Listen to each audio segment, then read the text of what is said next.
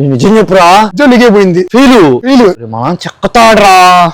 Last time మేము రాసిన results అయితే వచ్చాయి. మా గణేష్ గారు అయితే చెక్ చేస్తున్నాడు రిజల్ట్స్. పరిస్థితి ఏందో తెలుసుకుందాం. గణేష్ ఏంది గణేష్ పరిస్థితి? ఇప్పుడు పోయిందిరా. గణేష్ గారు ఒక సబ్జెక్ట్ పోయిందంట. నాకు కాదు పోయింది, నీకురా పోయింది. పొట్టోడికి దోలు తీరిపోయింది. ఇప్పుడు పోయి చెక్ చేస్తా. వీడి మాటలు నిజమో కదా, నాకు నమ్మకం లేదు వీడి మీద. నేను పోయి పైకి పోయి చెక్ చేస్తాను. కానీ చూద్దాం పార. మా గణేష్ గారు నేను ఏమంటా ఫెయిల్ అన్నాడు, వచ్చి రిజల్ట్ చెక్ చేద్దాం అని కూర్చుంటే రిజల్ట్ మాత్రం రావట్లా. నాది ఐప్యాడ్ లో నెట్ రాక రిజల్ట్ రావట్లేదు అనుకుంటే మా గణేష్ గారి ఫోన్ లో చెక్ చేస్తుంటే ఏమని వస్తుందో చూడండి. నో రికార్డ్ ఫోన్ లో వస్తుంది.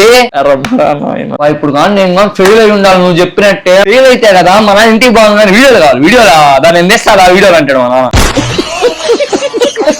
ఒక పక్కన రిజల్ట్ కనపడక నేను ఏడుస్తుంటే మా హీరో గారు తలబెట్టి చూస్తా ఉన్నాడు. నాకన్నా మా హీరో గారికి ఎక్కువ ఆత్రం అయిపోయింది. నేనైతే మొత్తానికి అన్ని పాస్ అయిపోయా. మా గణేష్ గారు భయపెట్టడానికి అయితే అలా చెప్పాడు. నాకు ఎంత వచ్చాయి అనుకుంటున్నారో కింద కామెంట్ సెక్షన్ లో అయితే కామెంట్ చేయండి. అయినా నేను ఎలా పాస్ అయ్యానో నాకు ఇప్పటికీ అర్థం కావట్లేదు. మా సూర్య గారికి గాకే A+లు ఓలు వచ్చినట్టు తెగ మురిసిపోతున్నాడు.